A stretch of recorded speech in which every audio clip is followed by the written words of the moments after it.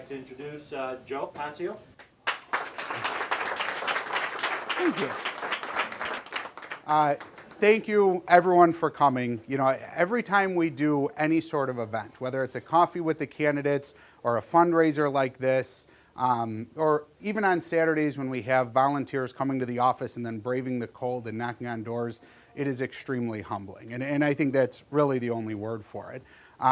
Diane Marchetti, who's running for clerk, we've been working together for the past 3 years through the civic organization on different issues in town. She's a lifelong resident, 25-year real estate broker, and very hard worker. And I'm honored to be running with her. You know, Diane, for those of you who don't live in Elmwood Park, Diane is the reason we now have crime-free housing in Elmwood Park. Diane is the reason we have a vacant property ordinance in Elmwood Park. You know, she's been working hard along with volunteers to get that passed because the town needs beautification. I mean, you know, all of our communities need an administration that's going to work a little bit harder. Elvis, who's not here, who's running for trustee, he's got 4 kids. He's a family man. You know, he cares about the youth programs. But tonight we're here, all of you are here, you know, for the most part with Rocky and Jim. And so I just want to spend a minute, you know, thanking you guys I'm honored to be running with you guys as well. You know, back in December when we had an opportunity to bring in 2 new trustees on our slate here, I talked to Jim, and Jim had basically said, you know, Joe, whatever support you need, you know, whatever help you guys need, I'm there. I care about Elmwood Park. You've been in town, Jim has been in town 25 years, you know, raised his family here. He wants to stay. He was on the Planning, Zoning, and Development Board. And so we had a few conversations, and I knew instantly his expertise in commercial development banking, his just, you know, overall his great personality, his character. I said, this is a guy that we absolutely want to run with. And I thank you, Jim, for saying yes. And it's a big decision. And then I've known Rocky my entire life. I mean, since I was a little kid. And, you know, you're in town 34 years, right? And, you know, raised his kids here, and now he's got a granddaughter here and another one on the way. And, you know, I've known Rocky my entire life. Every time we've seen each other, hey, how are you? But when I came to talk to him in December about running for trustee, I came in, I sat at the kitchen table.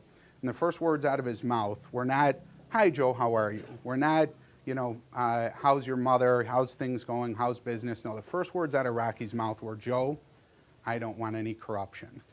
And I said, Rocky, I want you on our ticket. I want to run with you. This is what we need here in Elmwood Park. So we've been working hard, you know, Diane and I and Elvis through the civic organization, and then recently Jim and Rocky, and we all share the same values. We've been working hard, you know, in Elmwood Park. I'm a numbers guy. I run an investment firm. I look at, you know, finances every single day, going over the village's audits, contracts, literally thousands of pages of documents. And about 2-3 years ago, I started really paying attention, because if you want to make any sort of change, we can write all the letters we want to the White House, to our senators, nothing's going to change. If you really want to have an impact, you have to get involved locally. And that's what we started doing. And, you know, now I'm happy to say, because of our hard work, we found hundreds of thousands of dollars of wasteful government spending. And what has that resulted in? Next year, Elmwood Park residents are going to enjoy the first property tax decrease in 20 years. Yeah. Taxes are going down 5%. On top of that, our water rates were supposed to go up another 15% this year. We found $1 million surplus in that budget, and we challenged the village to explain why they were raising our water rates. And they didn't really have a good explanation, so we got 1,000 neighbors to sign a petition. We all worked together, and we got the water rate frozen. So we're already saving Elmwood Park families money from the outside. Now we want to continue that good work going forward. So I'm going to sum it up here very briefly. There is a huge contrast, I mean a very stark contrast, between us and our opponents. You know, we've been working hard the last 2 years, and we've got great, very smart people that want to continue working hard to save Elmwood Park families money. You know, my opponent, I've known him my entire life, but he's a career politician. You know, he's voted himself 11 pay raises, doubling his salary and his pension. And quite frankly, I have to live in Elmwood Park. We have to live in Elmwood Park. We can't afford that kind of leadership so close to home.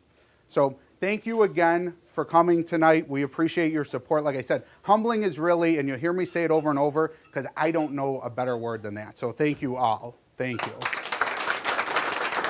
Thank you. Good job. Good job.